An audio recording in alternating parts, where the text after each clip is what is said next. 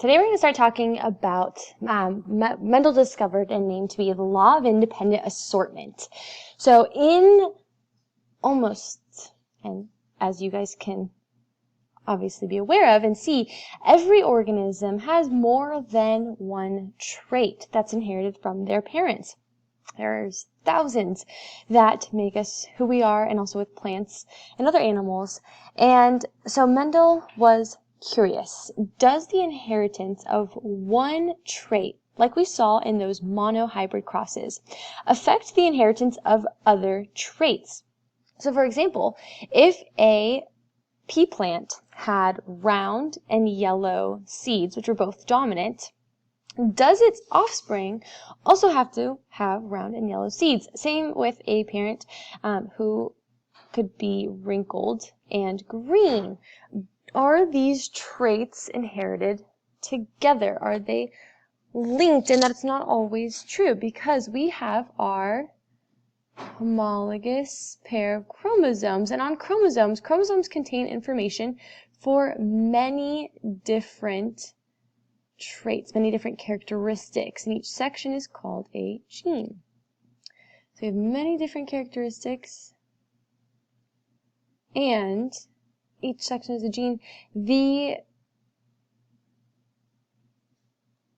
What Mendel discovered was that the traits are not always inherited together. For example, if it was round and yellow, doesn't necessarily mean that the offspring was going to be round and yellow as well. Now you see in the F2 generation, we have more possibilities.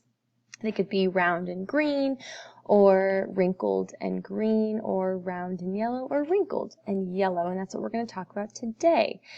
So the law of independent assortment. So on a chromosome, the important thing to know is chromosomes contain information for more than one trait, or more than one gene.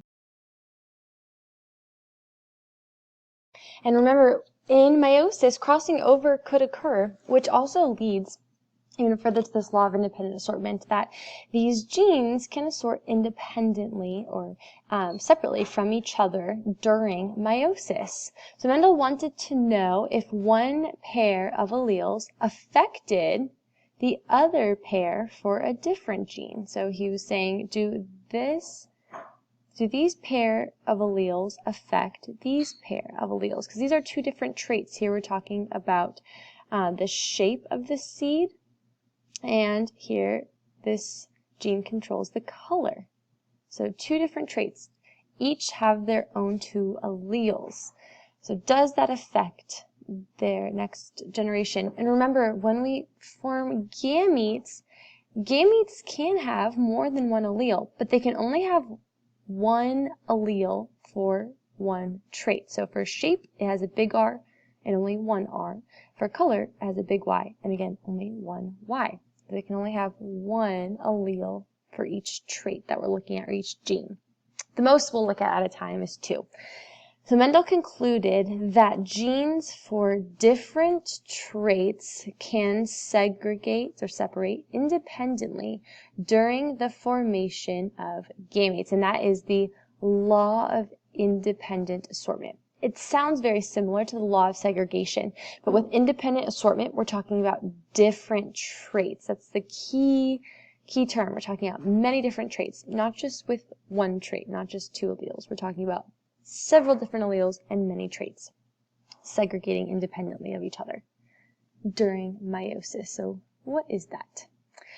So to study this, we're going to need a dihybrid cross. Di meaning two. So we're looking at two traits at a time being inherited. So let's look at a pea plant that is homozygous dominant for round seeds and heterozygous for yellow seed color. So we have to write these down. What alleles would it have if it was homozygous dominant for round? So think back. What would it be? Big R, big R. Good. So if you guessed that, you remembered correctly, which you all should know by now. Excellent. So homozygous round seeds. And the key word is and, because flea plants have more than one trait. It's also heterozygous for yellow seed color. And we write them next to each other. So heterozygous for yellow, hetero means two different, big Y, little y. So these are the alleles, because we're just looking at these two traits. So for shape, these are the alleles. For color, these are the alleles, but they're all in the same plant. And a parent passes down one chromosome, or one allele, into each egg or sperm, which will then be carried into its offspring. So how many different combinations of these alleles can you make? Each combination can only have one allele for one trait. So how many different combinations? This is where we use the FOIL method, like you guys have seen in math.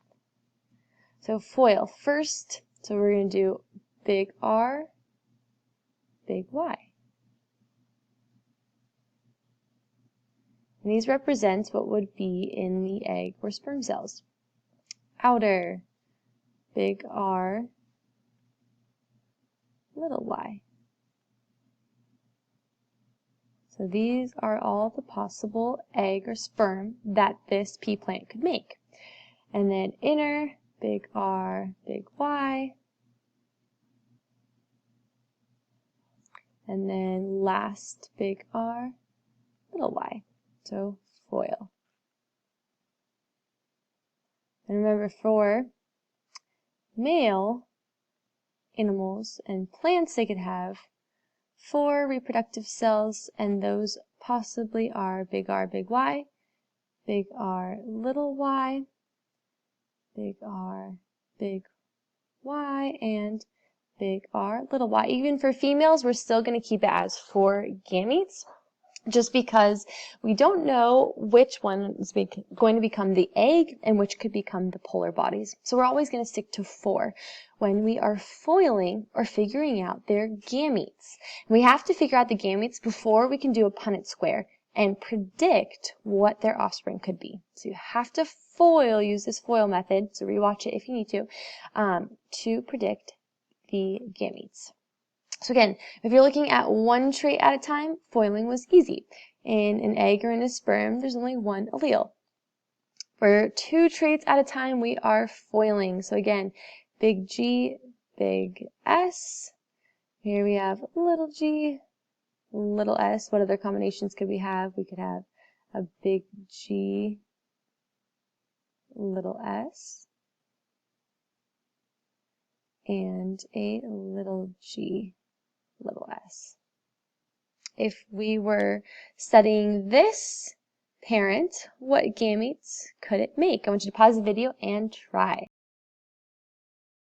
Good. If you wrote down these correctly, you are ready to move on to our dihybrid cross. So it looks a bit more complicated. It's a 4x4 because we're looking at 2 different traits at a time. Here we're looking at the pea pod color and the pea pod texture or shape. It is smooth, so green and smooth. Green and smooth, both of these parents are heterozygous for both traits.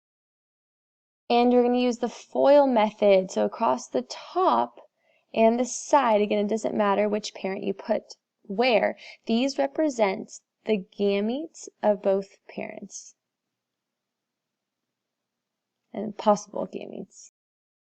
So we have big G, big S, big G, little s, big G, big S, and little g, big S, little g, little s. If you notice here, so we FOIL and it goes into the box just like a monohybrid square. You keep the letters that represent the same trait together, the alleles for the same trait together. So we have G's and G's, S's and S's. Here they are all dominant, so the order, I guess, doesn't matter until here where you see a recessive. So then you carry it over and you're combining these 4 letters. So for the G's, again, you still keep them together because they are the alleles for the same trait. The S's, again, you keep together because they're the alleles for the same trait. But you write the dominant allele first and then the recessive allele, as you can see here. So we're still following that same trend. When it's up here in the gametes, it does not matter that the recessive allele is written first because we want the same letter, so G's, to always be in front. Just because when we're looking at the genotype and phenotype ratio, it's going to make it way easier on yourself to find that ratio instead of sorting through which trait you wrote first in each box. So keep it consistent. So here we wrote G's first, so we'll keep it that same way, even if the recessive allele is before the dominant, because they're two different traits. So only once you come into our predicted offspring, that's when you would write the recessive second. So again, like I said here, everything in this side of the box represents possible or predicted offspring and the genotypes. So again, we're going to continue to fill in. So this would carry across. We have big G, little g from up there, and then big S, and big G, big S, little s from up here. So go ahead and fill in your dihybrid cross. All right, good. If you have any questions, you can pause, rewatch, or come on Zoom and ask. So phenotype ratios are what I will most often ask you because genotype ratios can be very long and daunting. So phenotype ratio. You do have to know what these genotypes represent though, so make sure you still remember how to go from genotype to phenotype because we need all that are round and yellow. So we're looking for, to get round, it could be big R, or to get round, we could have big R, little r, because that's dominant. Yellow is also dominant, so we can have big Y, or big Y, little y, and any combination of these four. So looking at here, we have 1, 2, 3, 4, 5, 6, 7, 8, 9 that are round and yellow. Now round, so dominant, and then recessive. The only way to get the recessive is little y, little y. So we have 1, 2, 3. Wrinkled, little r, and yellow, which could be big Y, or big Y, because it's dominant. We have 1, 2, and 3. And next phenotype we're looking for pea plants that could be recessive for both traits. And there's only one. This ratio for phenotype of 9 to 3 to 3 to 1 is what you will see every single time you cross two parents who are heterozygous for both. They have to be heterozygous for both of the traits that you are looking at. And again, you FOIL, create their gametes, and then complete the Punnett square. But you always will see this ratio. Let's do some practice. So practice number 1. What gametes could a male rebop make if he is heterozygous for long tail length and homozygous for recessive blue eyes? So first we have to write his genotype before we can make his gametes. So his genotype would be, he is heterozygous for long tail, so big L, little l, and homozygous for blue eyes. We'll do little b. So what are his gametes? What could his gametes possibly be? And again, we FOIL. We could have big L, little b, big L, little b, because those are the only alleles for that trait. Little l, little b, little l, little b. And those are his gametes. Practice problem number 2. You want to find out the probability of crossing 2 minions. I hope you guys have seen minions, if you know what those are. If you don't, you can look it up. Who are both heterozygous for having 2 eyes and heterozygous for being tall. Complete a Punnett square. So we have 2 minions that are heterozygous for both traits. So what are their gametes? And we can FOIL. So possible gametes could be big E, big T, or the big E, little t. Or they could have gametes that are little e, big T, or little e, little t. And that's for both parents, because it said both are heterozygous for both traits. So to draw out your dihybrid cross, we need a 4 by 4. And then across the top on both sides and the side, you have to write the gametes from the parents, and both parents happen to be the same, so it makes it a little.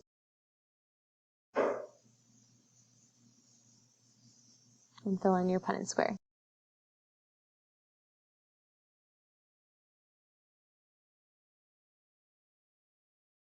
All right. So it says, how many of the offspring are homozygous dominant for both traits? So here we're kind of doing a looking at genotypes instead of the phenotype ratio. Homozygous dominant for both traits. So we have 1 and only 1. Homozygous dominant for having 2 eyes and recessive for being short. The homozygous dominant for 2 eyes and recessive for being short, we have 1 and that is it. Our Punnett square, but check, because we have homozygous dominant and then recessive. How many are recessive, or could be, because again, these are potential, possible.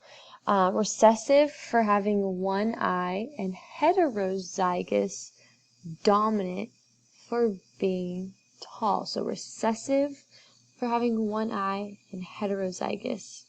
We have 1 and 2. And how many would be recessive for both traits? Only 1. And then now, what is the phenotype ratio? And hint, how many are dominant for both traits? And then dominant for one, recessive for the other, and then recessive for the one trait, and dominant for the other, and recessive for both. And because, if you remember, because both parents are heterozygous for both traits, what should the ratio be? We'll count again just so you can confirm. But it should be 9 to 3 to 3 to 1. So we'll look at that. So dominant for both. So 2 eyes and tall. 1, 2, 3, 4, 5, 6, 7, 8, 9. So now how many have 2 eyes and are recessive? 1, 2, 3. How many have 1 eye and are tall? So it'll be 1, 2, 3. And recessive for both traits, we have only 1. Good. Last practice problem. For a particular rodent, black fur is dominant over brown fur, and along tail is dominant over a short tail. Create a Punnett square that shows the genotypes of all the possible offspring that could result from breeding two rodents that are heterozygous for both traits. So that means there'll be big B, big L, little l. And again, foil, what would their gametes be?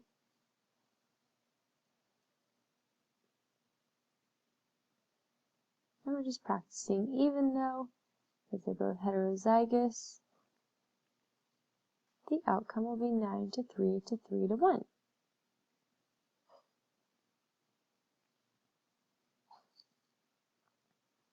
So foil, what are their possible in your